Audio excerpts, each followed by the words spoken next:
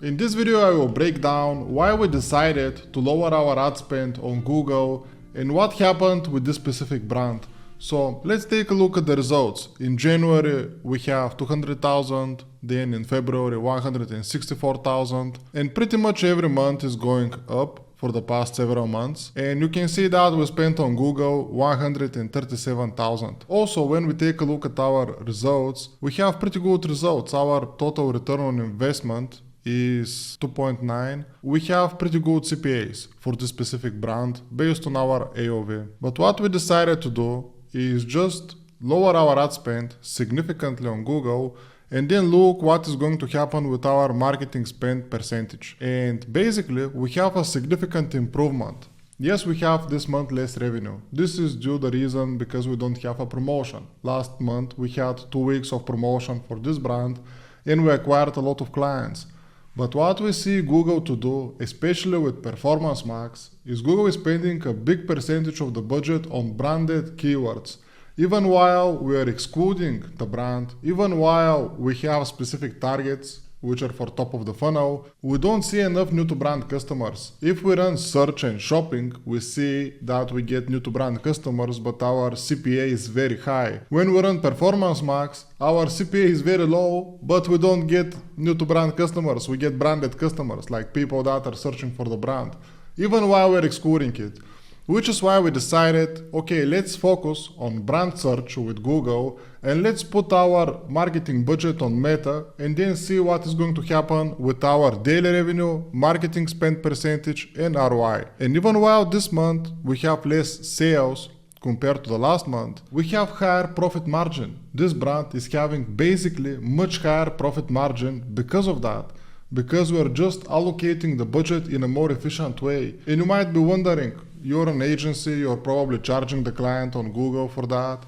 And that's the case. We are charging them to manage their account on Google. But what we're seeing right now is that it doesn't make sense. It's making sense for us to keep Google as bottom of the funnel, as a channel which is just serving people that are searching the brand, so that way we're not allowing competitors to steal traffic from us. But for top of the funnel, actually what we're doing right now is we're focusing on Meta, and the next channel that we're opening is TikTok. We will be using TikTok for top of the funnel by using the TikTok shop, by using TikTok ads, images, videos, and so on. But if you're running active ads on Google and you're spending more on Meta, just do that experiment. Lower your ad spend on Google and monitor what is going to happen every day.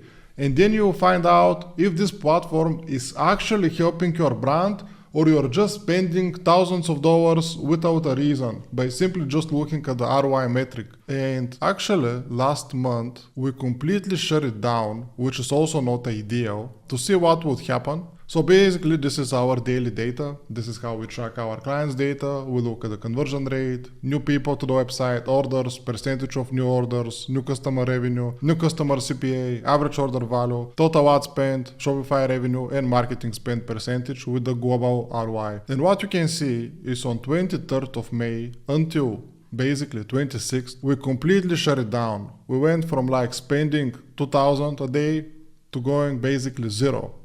And you can see the daily revenue on the right side. Our daily revenue didn't change, but we just saved $2,000 per day. It's insane. Then we decided, okay, maybe this is not the truth. Let's reactivate it for a few days and see if we're gonna get an uplift. We activated it on 27th and basically we had the worst day of the month. Then the next day is kind of the same compared 26th to 28th, and then we decided it doesn't make sense. Let's start lowering the budget, and this is what we have been doing, just based on data. And this is what you need to do for your brand. If you're using both channels, just test it, Of course, if you're selling something related to, I don't know, you're selling kitchens or, I don't know, you're selling beds, and your brand is heavily dependent on search and heavily dependent on that platform, of course, just double down on it. But if you're spending more on Meta, if Meta is your primary channel, then A/B test that and see what is the truth for your brand.